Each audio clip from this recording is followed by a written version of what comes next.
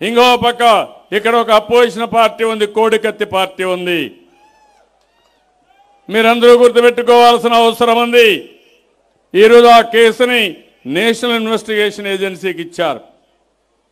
అంటే కావాలని అతన్ని సహకరించాలని అక్కడ ఎవరైతే దాడి చేశారో ఒక షెడ్యూల్డ్ క్యాస్ట్ వ్యక్తి, అతను చాలా స్పష్టంగా చెప్పాడు, నేను ఆయన అభిమానిని, ఇది చేస్తే ఆయనకి సింపతి వస్తాను, నేను చేశానని ఆయన చెప్తే ప్రభుత్వం అన్ని విధాల ఎంక్వైరీ చేస్తే అలాంటి కోడికత్తి కేసును కూడా నేషనల్ ఇన్వెస్టిగేషన్ ఏజెన్సీకి అప్పచెప్పారంటే ఏం చెప్పాలనో మీరే ఆలోచించాల్సిన అవసరం ఉంది.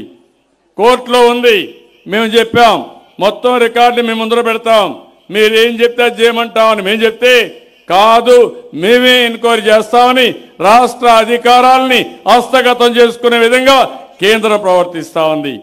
ఇది ఎక్కడ న్యాయం అని నేను అడుగుతున్నా.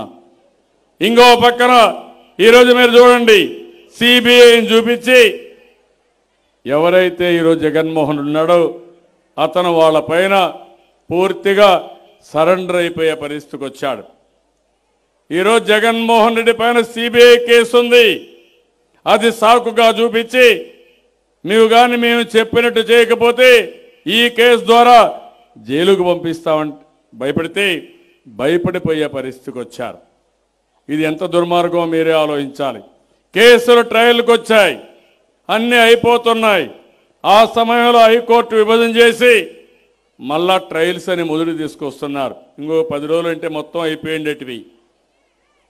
ఇలాంటివి ఒకటి ఉండే కాదు. నిన్న ఢిల్లీలో మీరు చూశారు. ఢిల్లీలో మీరు చూస్తే విభజన చట్టంలో హామీల్ని ప్రత్యేక హోదా ఇమ్మని కమ్యూనిస్ట్ పార్టీలు సాధన కమిటీ మెంబర్లు ప్రయత్నం చేసి వాళ్ళపైన లాఠీ చార్జ్ చేసి పెద్ద ఎత్తున దాడులు చేసే పరిస్థితికి వచ్చారు.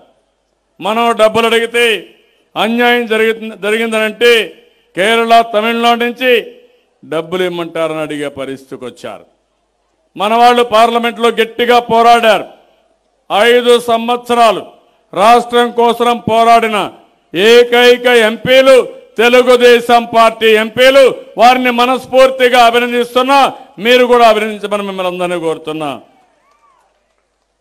ఇలాంటివన్నీ చేస్తే వాళ్ళని సస్పెండ్ చేశారు.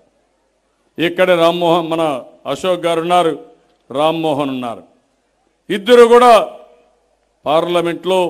పార్లమెంటు బయట పోరాడుతున్నారు. ఎప్పుడైతే కేంద్రం అన్యాయం చేసిందో నేను అశోక్ గారికి ఇన్ఫర్మేషన్ ఇచ్చి ఇంకా లాభం లేదు మనం రాజీనామా చేద్దామంటే ఒక్క నిమిషం కూడా ఆలోచించకుండా రాజీనామా ఇచ్చిన వ్యక్తి మన అశోక్ గజపతిరాజు గారు అని చెప్పి కూడా నేను మీకు తెలియజేస్తున్నా.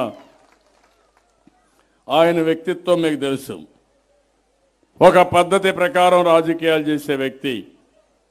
వాళ్ళ తండ్రి కాలం నుంచి వంశపారంపర్యంగా విలువల కోసం ముందుకు పోయిన వ్యక్తి మన అశోక్ గజపతిరాజు గారు. ఇంకో పక్క రామ్మోహన్ నాయుడు ఉన్నాడు.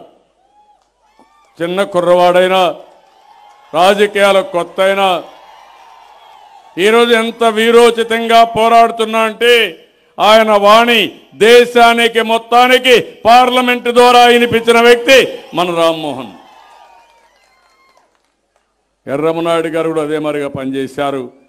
ఆ తండ్రికి తగ్గ తనయుడిగా ఈరోజు రామ్మోహన్ ముందుకు పోతున్నారు. అలాంటి వ్యక్తిని మనం అభినందించాల్సిన అవసరం ఉంది. అందరు పార్లమెంట్ మెంబర్స్ని అభినందించాల్సిన అవసరం ఉంది. ఈరోజు మోడీ గారిపై నేను అడిగితే రాష్ట్రం పైన ఆయన కక్ష కడతాడు.